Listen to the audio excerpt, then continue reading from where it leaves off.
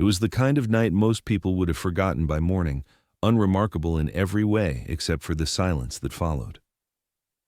In the early hours of a winter night in 2012, a nurse finished her shift at the local hospital. It was a routine she had lived countless times before. She clocked out just after midnight, signed her last chart, and told coworkers she was heading home to rest before another evening of work. Outside, the streets were cold, lit only by the orange glow of street lamps, the kind of emptiness reserved for the middle of the night. Nothing seemed unusual, no hint of what was about to unfold. But by the next morning, that routine would be broken in the most chilling way possible. When her family awoke and realized she hadn't come home, alarm set in quickly. She was not the kind of person to disappear without reason. Calls to her phone went unanswered, each one sending a sharper jolt of panic through her parents and siblings. They checked with friends, co-workers, anyone who might have seen her after her shift ended. No one had. By mid-morning, her family drove to the hospital, hoping for some oversight. Maybe her car had broken down, maybe she'd returned for overtime. But there, in the far corner of the staff parking lot, was her vehicle, locked, untouched, sitting in the same place where she had parked before beginning her shift the night before. Inside, her purse was gone, but her work bag and a few personal items were left behind. There were no signs of a struggle, no shattered glass, no indication anyone had forced their way into the car. To her family, this was almost worse than finding damage. It meant she had walked away willingly, or at least appeared to. They reported her missing immediately. Police responded with the standard procedures for a disappearance. Officers interviewed her colleagues at the hospital, who all described her as reliable and hardworking, the type of nurse who wouldn't abandon her patients, much less her family. Phone records were pulled. The last text she sent was around midnight, a simple good night to a close friend. Nothing alarming, no indication of distress. After that, silence. Detectives secured security footage from the hospital. The grainy images showed her leaving the building just after midnight, bundled in her coat, walking toward the lot where her car was later found. She appeared calm, walking at her usual pace, keys in hand. But the camera coverage ended before she reached the far corner where she had parked. Beyond that point, there was nothing. No footage of her entering the car, no trace of her leaving the grounds. The gap in surveillance created a black hole in the timeline that investigators could not easily fill. In the first hours, officers canvassed the area around the hospital. They walked the industrial streets that bordered the lot, checked alleys, questioned late-night workers in nearby businesses. No one reported seeing her after she stepped outside. The neighborhood was quiet, dotted with warehouses, old service roads, and the occasional late-shift commuter. For a young woman walking alone after midnight, it was not the safest route, but it was the one she had taken countless times before. As daylight slipped into afternoon, the tone of the investigation shifted. What began as a welfare check was now a missing persons case. Her phone remained dark, her bank accounts untouched. She had no history of running away, no struggles with mental health, no reasons that anyone could find for her to simply vanish. Police expanded their search outward, looking at nearby transit stations, pulling traffic camera footage, checking with hospitals in case she had been admitted under an unknown name. Each search came up empty. For her family, the waiting was unbearable. They retraced her steps, drove her usual routes home, and called her name into the wind as if she might answer. But every effort ended the same way, with the heavy silence of absence. The fact that her car remained parked at the hospital was the most haunting detail of all. It meant she never left that area, or that someone had made sure she couldn't. Detectives noted that disappearances often begin with small windows of time, moments when someone steps out of sight and never reappears. The nurse's last known moments existed in exactly such a window. She was captured on video leaving her shift, then gone within the blind spots of surveillance. To investigators, it was as if she had stepped off the map entirely. The first 24 hours passed without progress. Flyers were printed, her photo plastered across bulletin boards and telephone poles. Local news picked up the story, describing her as a beloved nurse, a sister, and a daughter who had simply not come home. Police reassured the public they were pursuing all leads, But behind closed doors, the mood was somber. The trail was already cold, and they knew each passing hour made it colder. By the time her family sat in their living room that evening, listening to the police outline what little they had, a dreadful realization settled in.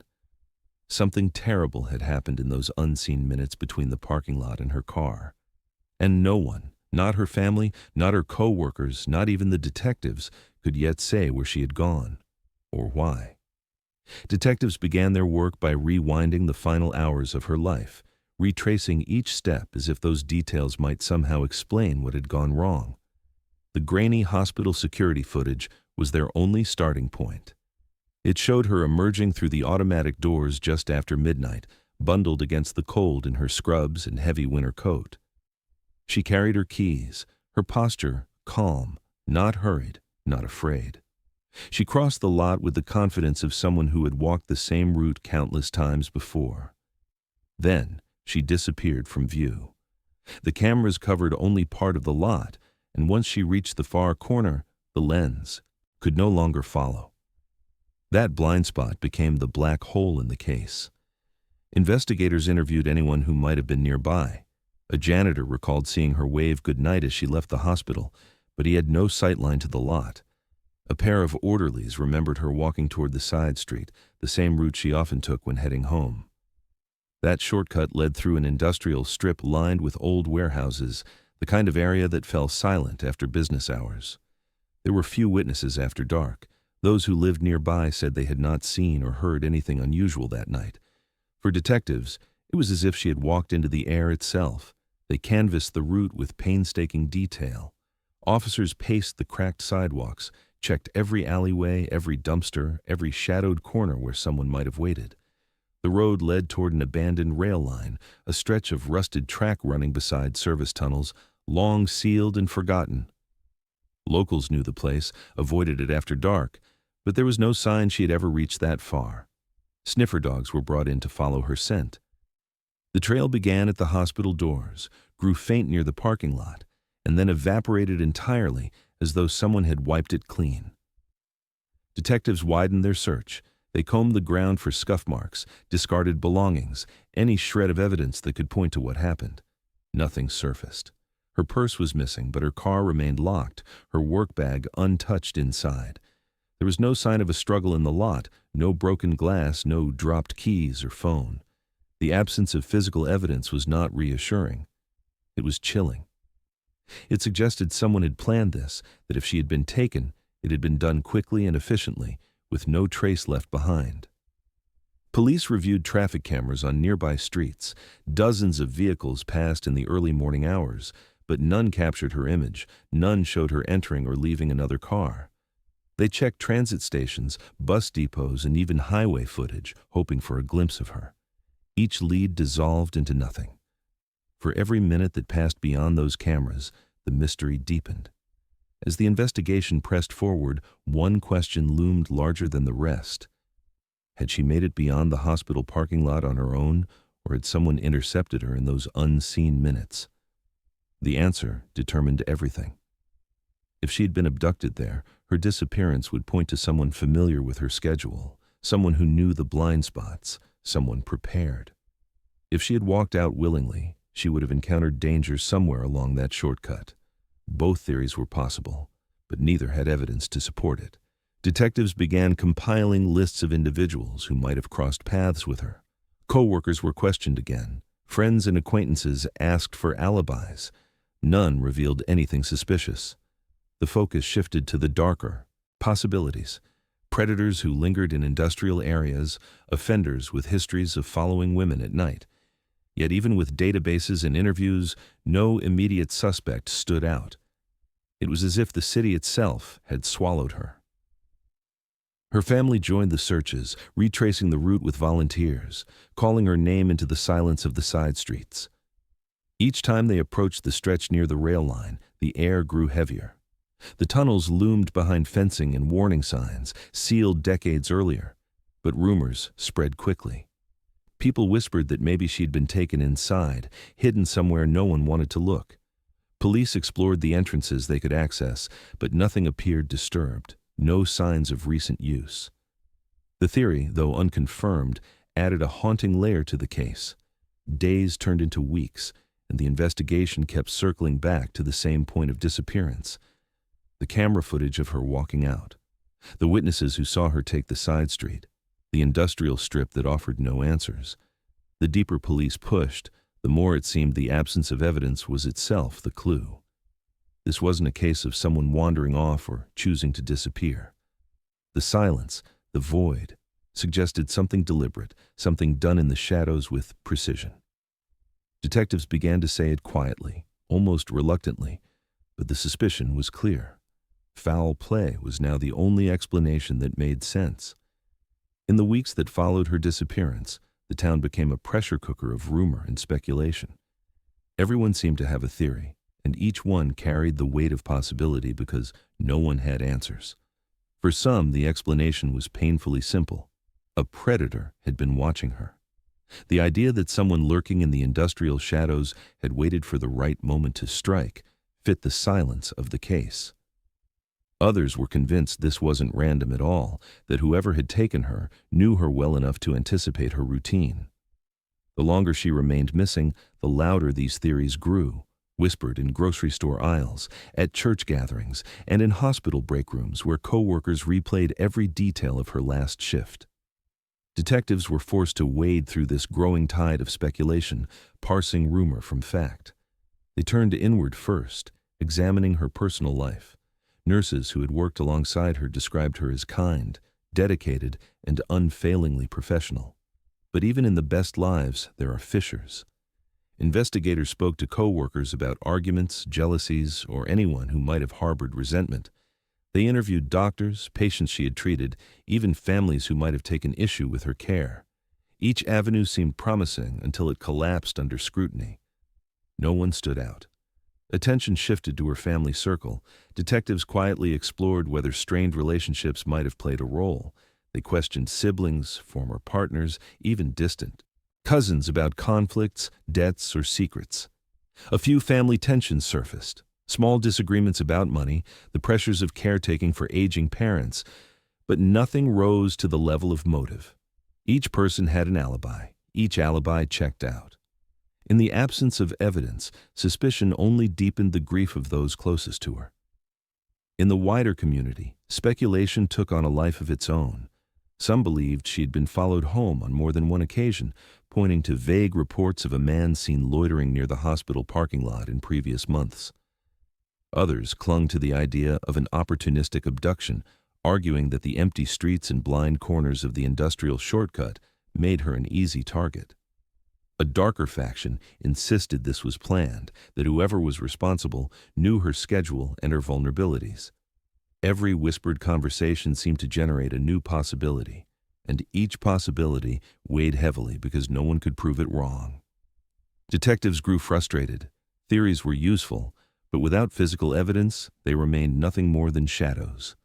They pressed harder into her phone records, hoping to uncover hidden communications, but the logs revealed only the ordinary patterns of her life: calls to friends, text exchanges with her parents, routine messages from colleagues. No unknown numbers, no alarming exchanges. They tracked her financial activity, which remained frozen from the night she vanished. It was as if her entire existence had stopped in that moment, leaving nothing new to follow. Her family, unwilling to let her case fade into the background, launched a desperate campaign for answers.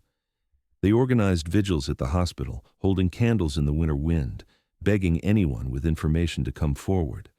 They spoke to local reporters, standing in front of cameras with photos of her smiling face, insisting she would never abandon her life willingly. Flyers were plastered on every telephone pole and bulletin board, the bold word "missing" stamped over her image. Their efforts kept her case alive in the public eye, but with each passing day, the sense of urgency was replaced by a gnawing despair. As months passed, the lack of progress only fueled the obsession. Neighbors debated endlessly over what might have happened. Was it a stranger lying in wait? Was it someone she trusted who lured her away? Had she been targeted for reasons no one had uncovered yet? The mystery grew into something larger than her, something that hovered over the town like a permanent shadow. For her family, The endless cycle of speculation was both a blessing and a curse. The attention meant she was not forgotten, but it also meant reliving the terror every day, with no relief, no answers. Inside the police department, detectives privately admitted the case was stalling. They had chased every rumor, examined every theory, but nothing had stuck. Each suspect was cleared, each lead fell apart. All that remained were the whispers, the endless parade of possibilities.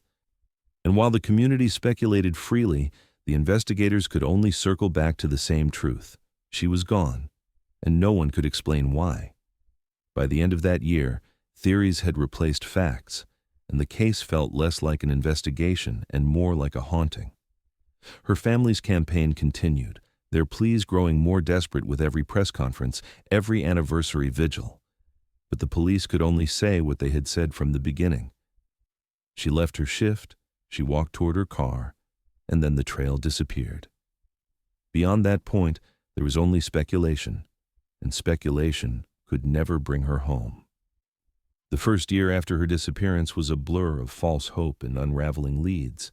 Each new tip that reached investigators carried with it the fragile possibility of a breakthrough, but time and again those possibilities collapsed into dead ends. Not long after the case made regional headlines, a traveler passing through a rest stop reported seeing a woman who resembled her. The description was detailed enough to warrant attention. Same height, same build, even the same kind of winter coat she had been last seen wearing. Detectives rushed to obtain surveillance footage from the rest stop, combing through hours of recordings.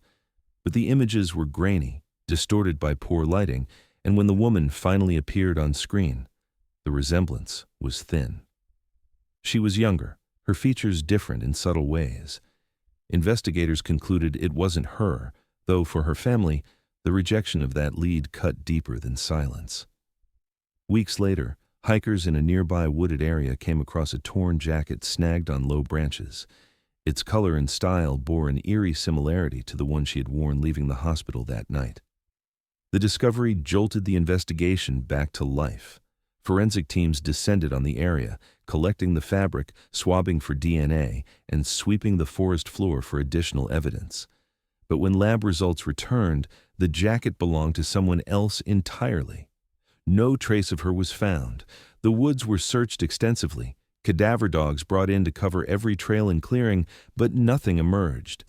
What could have been a pivotal breakthrough became just another cruel reminder of how elusive the truth remained. Tips continued to filter in from surrounding towns. One in particular described a man who had been seen loitering outside hospitals and clinics, reportedly following nurses as they left their shifts late at night. The parallels were impossible to ignore. Detectives tracked the man down, questioning him at length. He had a criminal record, though none of it connected to abductions or violent offenses. When pressed, his alibi for the night she disappeared was supported by employment records hundreds of miles away.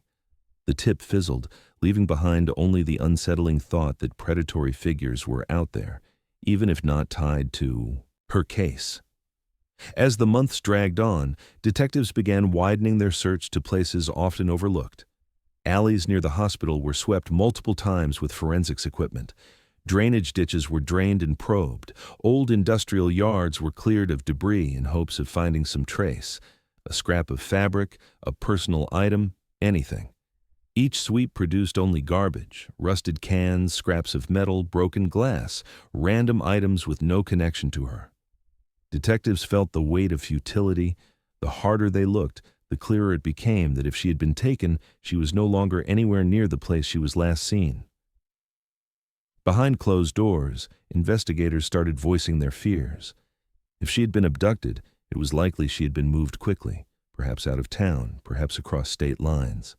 The lack of physical evidence was consistent with someone experienced, someone who knew how to erase their presence.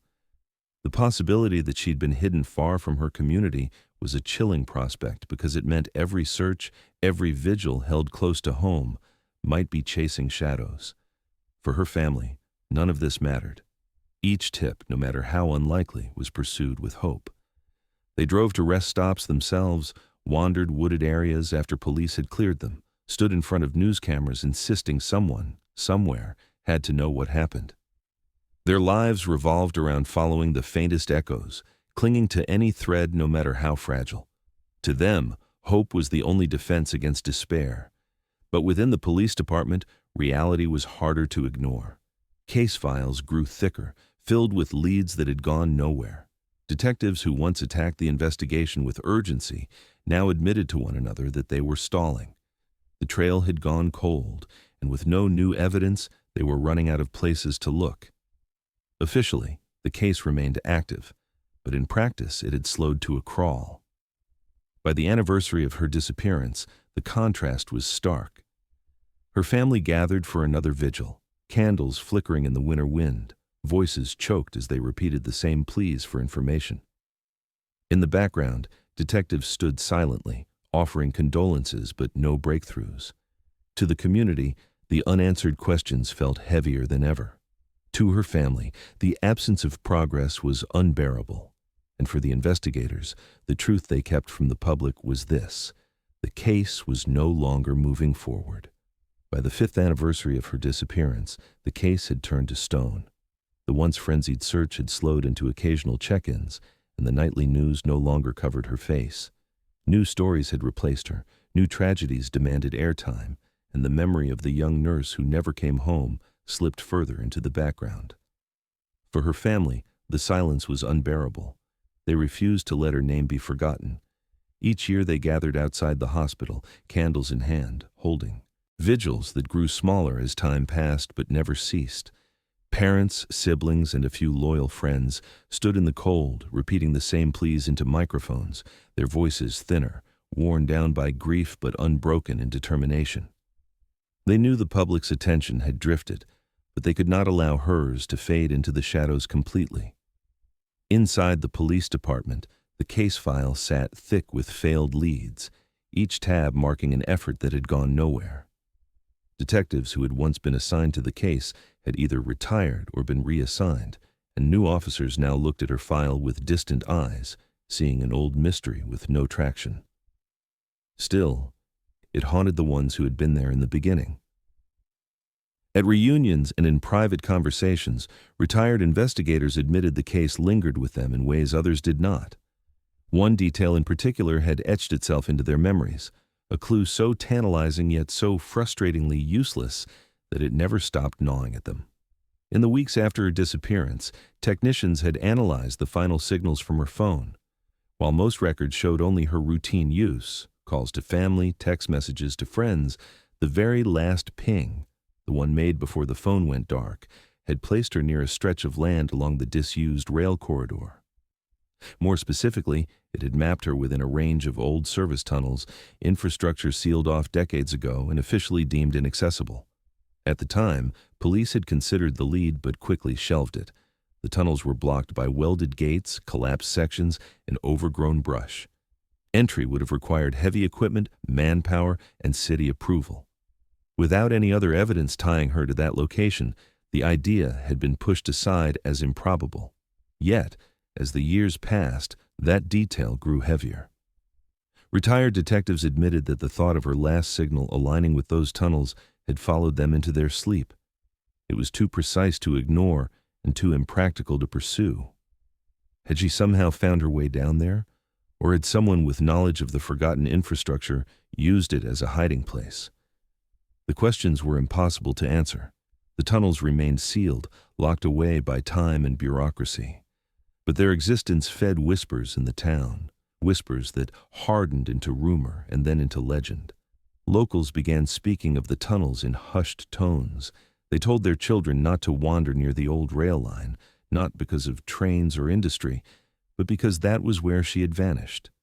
Teenagers dared one another to approach at night, only to retreat when the silence pressed too close.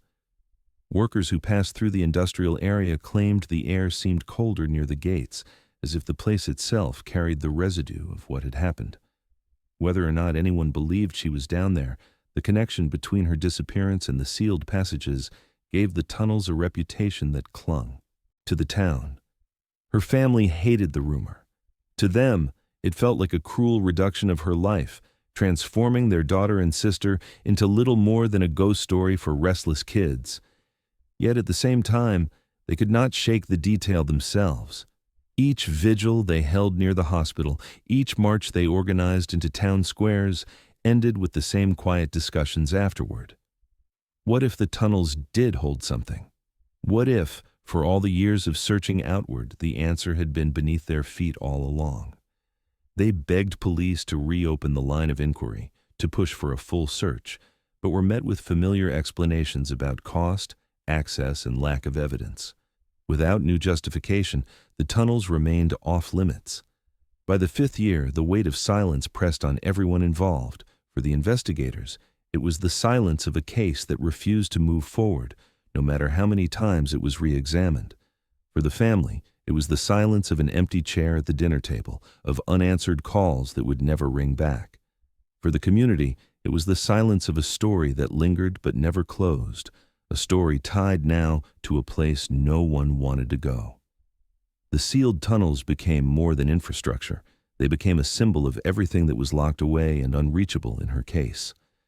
And as the 5th anniversary came and went, with no new breakthroughs, the nurse who had walked out of her shift and never returned remained as lost as ever. All that was left was the chilling knowledge that her last signal had pulsed from a place no one could enter, and a growing sense that whatever secrets lay inside those tunnels would remain buried with time. 11 years had passed when the silence finally cracked. In the spring of 2023, a construction project began near the edge of the old industrial rail yard, a place where warehouses sat abandoned and weeds had claimed the gravel. Heavy machinery moved across the lot, uprooting brush and piles of discarded concrete that had rested untouched for decades. As crews cleared rubble from a fenced-off corner, one worker noticed the dull outline of metal beneath the dirt. At first, it looked like little more than scrap, a rusted sheet of steel. But as they uncovered more, the shape revealed itself, a hatch, corroded and fused shut with age. Few of the younger workers recognized it for what it was, but older employees knew the history. This was one of the old service entrances, sealed off when the tunnels beneath had been decommissioned years ago. Curiosity grew quickly. Supervisors called city officials, who called the police, and within days, a crew was sent to force the hatch open. The hinges groaned, flakes of rust breaking away, until finally the heavy cover shifted. A rush of stale air spilled out, thick with the scent of mildew and rot. What lay beneath had not seen daylight in decades. Officers descended cautiously, their flashlights cutting through the blackness. The first impression was one of decay, crumbling concrete walls, water seeping in from cracks, and long stretches of darkness that seemed endless. What they found near the entrance was not unexpected. Evidence of squatters littered the space: discarded bottles, old food wrappers, tattered sleeping bags that suggested drifters or desperate souls had once taken shelter there. But the deeper they moved, the more the air seemed heavy, as though something more had been preserved inside these forgotten halls. After nearly half a mile, they reached a collapsed section where rubble had narrowed the path. There, amid the debris, one officer's light caught on something out of place. It was a satchel, weathered and stiff with time, half buried beneath a broken beam. The canvas was rotted, but the zipper still clung to its teeth. Carefully, investigators pried it open. Inside were personal items, long degraded, papers fused by moisture, pens rusted at the tips. But at the bottom, preserved by layers of fabric, were identification badges, several hospital IDs, laminated and cracked from age. One by one, officers read the names, each belonging to employees who had worked at the hospital years earlier. And then, nestled among them, was hers. Her photo, her name, her title, registered nurse, the badge that she had clipped to her uniform every shift. The discovery was electric. After more than a decade of dead ends, here was something tangible, something undeniably hers, hidden deep beneath the ground she had walked above so many nights. News spread within hours, pulling the case from obscurity back into the spotlight. Forensic teams were rushed to the scene, sealing off the tunnels and cataloging every piece of debris. Each item in the satchel was bagged and sent to the lab, where specialists hoped time had spared enough trace evidence to reveal whose hands had carried it there. For her family, The call from detectives was both devastating and validating. For years, they had begged police to revisit the tunnels, pointing again and again to her last phone signal. They had been told it was impossible, that the tunnels were sealed and inaccessible. Now, the proof was undeniable. She had been down there, or someone had taken her belongings there. The distinction mattered little in that moment. What mattered was that after 11 years of silence, she had finally left a mark. Investigators pressed deeper into the tunnels, searching every chamber and collapsed passage. More remnants of squatters were found, but nothing as damning as the satchel. Still, the presence of multiple hospital IDs raised chilling questions. Were they trophies? Was she not the only one targeted? Or had someone with access to the hospital collected them for reasons no one yet understood? Detectives braced themselves for what the forensics might reveal, but already the weight of the discovery was clear. This was no longer a story of rumor and speculation. This was evidence, hard and real, proof that the missing nurse had some connection to the tunnels all along. And as the satchel was carried out of the darkness and into the light, it marked the beginning of a new phase in the investigation, one that would force detectives and her family to confront the possibility that the truth had been buried beneath their feet the entire time. Investigators pushed deeper into the tunnels, their flashlights sweeping across walls scarred by decades of water damage and neglect. Each step forward stirred dust and fragments of stone, as if the tunnels themselves were resisting exposure. What had begun as a construction accident now shifted into something far heavier. Every officer present knew they were walking into the heart of a long-buried mystery, one that had haunted the town for more than a decade. It didn't take long for them to find more. Near a collapsed section where beams had buckled and concrete had crumbled inward, one officer spotted a shred of faded blue cloth wedged between two rocks. Carefully extracted, it revealed itself to be a torn scrub top, the kind hospital staff wore during long shifts. Time had stained it, fibers frayed from years underground, but enough remained to suggest its origin. For detectives who remembered the case file, the implication was immediate. She had last been seen leaving her shift in scrubs beneath her coat. This was not coincidence. As the search continued, another discovery tightened the gravity of the scene. Just beyond the rubble, buried in a pocket of earth that had caved inward, was a cracked phone casing. The model matched the one she had carried in 2012. Though shattered and corroded, traces of its once recognizable frame lingered. The device itself was no longer functional, but forensics later confirmed the serial number matched her missing phone. In that instant, what had once been theory hardened into something undeniable. She had been inside these tunnels the night she vanished. Then came the find that broke the case wide open.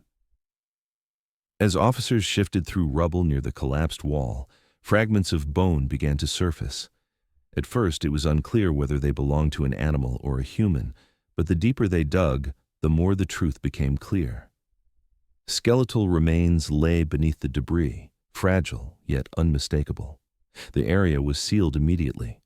Forensic anthropologists were called in, painstakingly documenting and extracting every piece, treating the space both as a grave and a crime scene. Days later, dental records confirmed what many had already feared. The remains were hers. The young nurse who had walked out of her shift and never come home had been hidden beneath the city all along, entombed in a place no one had dared to search for more than a decade. The news rippled outward with a force that reignited sorrow across the community. For her family, the confirmation brought devastation and a strange kind of relief. After years of not knowing, they finally had an answer, but it was an answer that tore them apart all over again.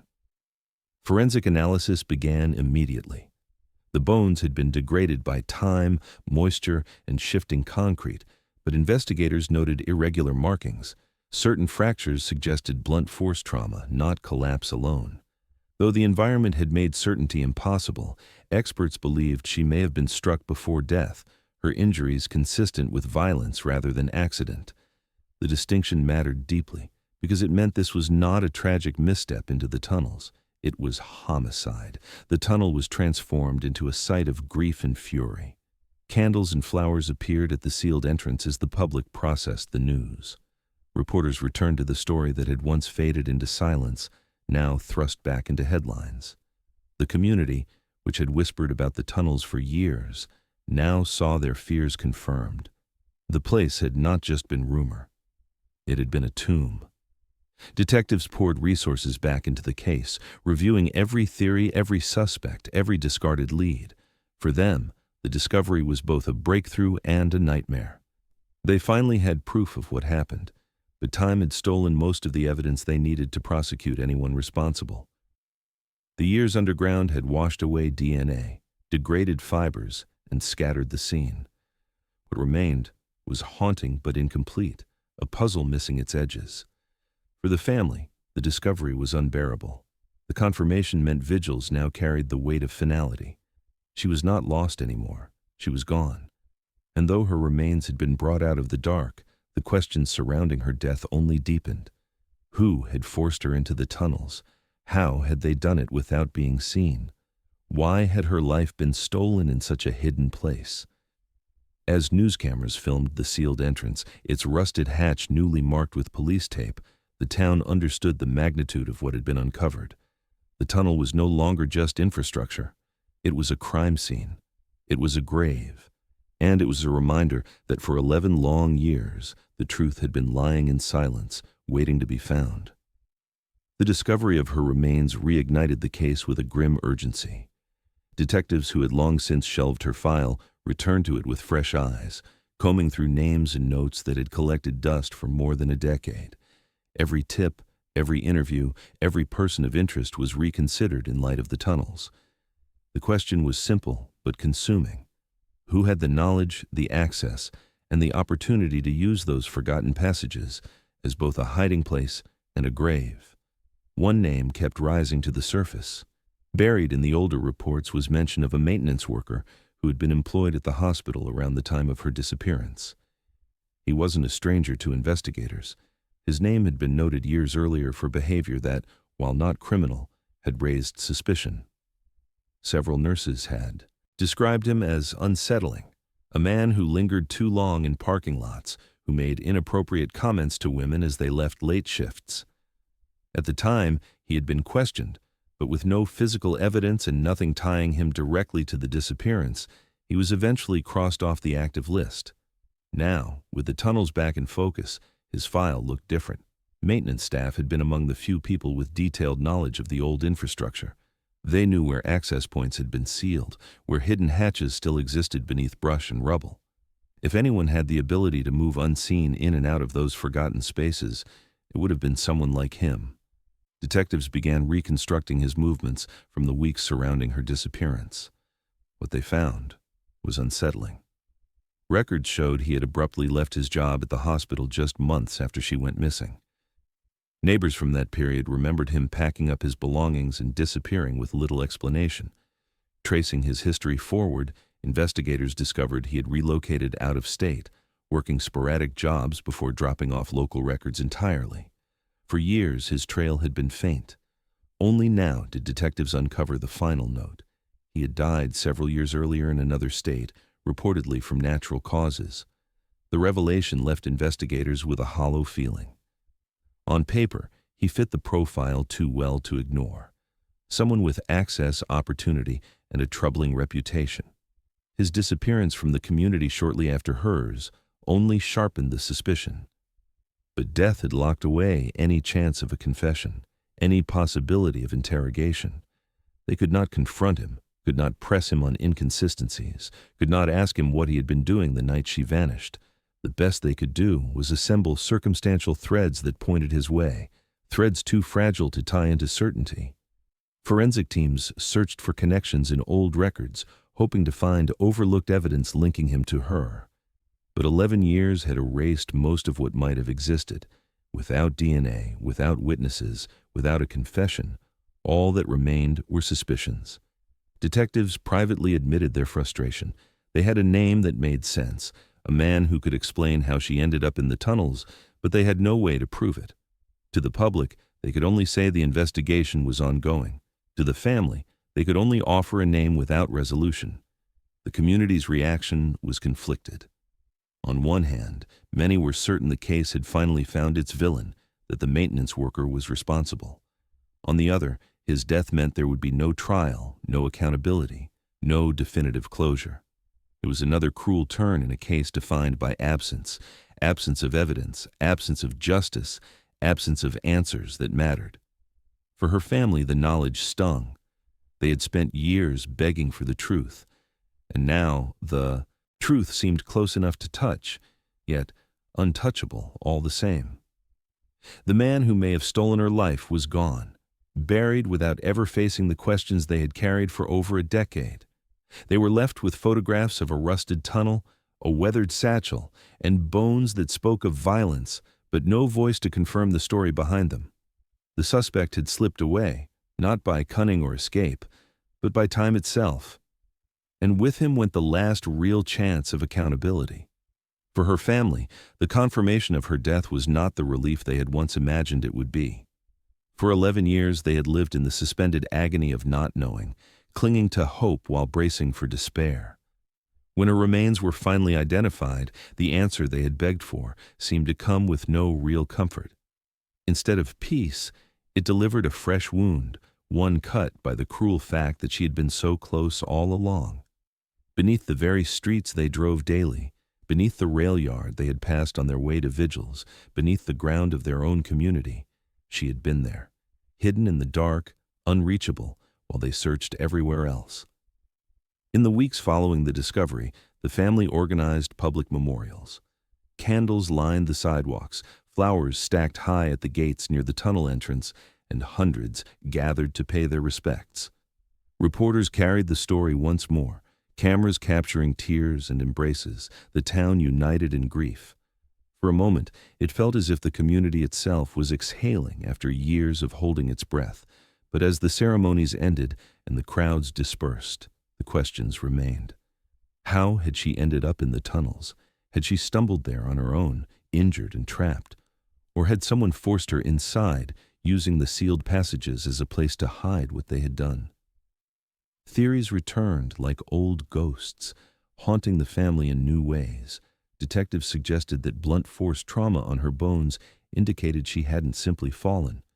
But the absence of clear evidence left space for doubt, and that doubt was unbearable. Was it an opportunistic act by a predator who happened upon her during her walk? Or had she been deliberately targeted, stalked by someone who knew her routine? Her family replayed every scenario late at night, cycling through the same unanswered questions. Each possibility was worse than the last, and none could be proven. The revelation of the maintenance worker as a likely suspect made the wound even sharper. Here was a man who had both access and motive, a man whose presence had unsettled her co-workers, whose departure from town coincided with her disappearance. And yet, with him dead in another state, there would be no confession, no trial, no chance to confront him with the evidence. For the family, this absence of accountability was unbearable. They had a body, they had fragments of the truth, but the silence of the one man who might have explained it ensured they would never know for certain what had happened. Her parents described the feeling as being handed a locked box after years of begging for answers, only to discover the key had been lost forever. Closure, at least the kind they had envisioned, was impossible. Instead, they were left with fragments, bones marked by violence, a satchel buried in rubble, a name that fit but could not be proven. The story was no longer one of hope, but of permanence. Their daughter would not be coming home. Her story was over, but the questions remained open, echoing into every corner of their lives. For the town, her case became a cautionary tale, a reminder whispered to nurses walking late shifts, to families passing near the industrial district at night. The tunnels, once just forgotten infrastructure, were now remembered as the place where a young woman's life had ended. Parents told their children not to go near them, not because of collapsing walls or rusting gates, but because of what they represented: the danger of unanswered questions, the weight of silence, and the possibility of evil hidden just beneath the surface. For the family, every drive past the rail yard was a reminder of how close she had been. Every memorial carried both gratitude and bitterness. They were grateful to finally bring her remains to rest, but bitter at the thought of years wasted searching in the wrong places, begging for the wrong answers, while she waited silently beneath their feet. In the end, they were left with a truth that felt more like a sentence than a resolution. They knew where she was. They knew she had been taken from them violently, but they did not know why or by whom. And with the suspect gone, they never would. It was a closure that was not closure at all, an ending that only deepened the sense of loss, leaving them to live with the unbearable reality that some mysteries are never solved, even when the body is found. When investigators finally closed the file, the words felt as heavy as the years that had passed. The official determination was homicide, but without a living suspect, no charges could be brought. On paper, it was the end of a case that had drained countless hours, spanned over a decade, and gripped an entire community in silence. In reality, it was the closing of one chapter and the opening of another, the story of how justice had slipped away, even when the truth had been uncovered. The abandoned tunnel, once nothing more than a forgotten artery of the city's industrial past, became something else entirely. It was now a symbol of loss, of neglect, of the cruel intersection between missed opportunities and hidden truths. For 11 years, the tunnel had existed beneath their feet, holding within it the very answers detectives, her family, and the town had searched for. It had been walked past, driven over, ignored, even whispered about. And all the while, it had carried the weight of a young woman's life, stolen too soon. News of the Edie discovery spread far beyond the community. Documentaries picked up her case, piecing together her last steps with the haunting footage of her leaving the hospital for the last time. Reporters returned to the parking lot where her car had sat untouched, to the industrial road where she vanished, to the gated entrance of the tunnel now draped in memorial flowers. Each retelling emphasized the same cruel irony. The truth had always been close, but bureaucratic barriers, lack of resources, and the slow erosion of urgency had kept investigators from opening the hatch sooner. The missed leads were not just mistakes, they were wounds. Her story became a cautionary tale retold in vigils, classrooms, and community safety meetings. Nurses spoke of her in hushed tones as they walked to their cars at night, aware now of how quickly routine could turn into tragedy. Parents told their daughters not to take shortcuts through industrial districts, reminding them of the nurse who never came home. For the town, her name became entwined with warnings, her story a grim lesson etched into the landscape. Yet beneath the memorials and the headlines, a deeper sorrow lingered. Her family now had a grave to visit, but no justice to accompany it. They laid her to rest with flowers and prayers, but the silence of the man believed to be responsible echoed louder than any eulogy. He had died without confession, without consequence, and the answers he might have provided died with him. The family spoke openly about the cruelty of closure without accountability, how knowing the truth did not ease the weight of absence, how finding her body did not heal the wound of not knowing why. The community, too, wrestled with the unease of a story half resolved.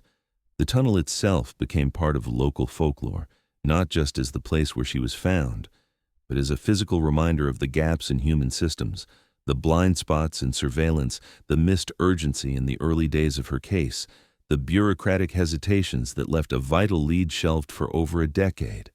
Each time residents passed by, the entrance seemed to hold a presence, not supernatural but deeply human, the knowledge that truth had been buried there, waiting in the dark while lives above moved forward. Detectives who had worked the case admitted privately that the tunnel haunted them. Some had retired with the memory of her file still gnawing at them, the phone ping that had pointed to the rail yard dismissed as impractical to pursue. Others stayed awake at night replaying what could have been different if they had insisted harder, pushed sooner, forced their way into the sealed passages back when the trail was still warm. The discovery of her remains confirmed their instincts, but also condemned them to a guilt that would never fully fade. As years passed, her story refused to vanish. Documentaries aired across networks, turning her case into a national story. Vigil candles still burned on anniversaries. Her family continued to speak her name at events. demanding systemic change in how missing persons cases were handled, pressing for improvements in surveillance coverage, and urging communities never to underestimate the danger of routine walks home. Her story became a movement, even as her individual case remained permanently unfinished. The tunnel itself was sealed once more, barricaded by authorities who deemed it unsafe. But its reputation lingered. People still left flowers by the rusted gate, still whispered when they passed. It became less a place of infrastructure and more a monument to what had been lost. Where once it carried the weight of industry, it now carried the weight of tragedy, a place that told a story without words. In the end, the haunting truth was revealed, but not resolved. The missing nurse had been found, but justice had not. The tunnel had given up its secrets, but not its answers. And for her family, her community, and the investigators who carried the case, it remained both a wound and a warning. Sometimes the truth does not bring closure. Sometimes it only deepens the loss.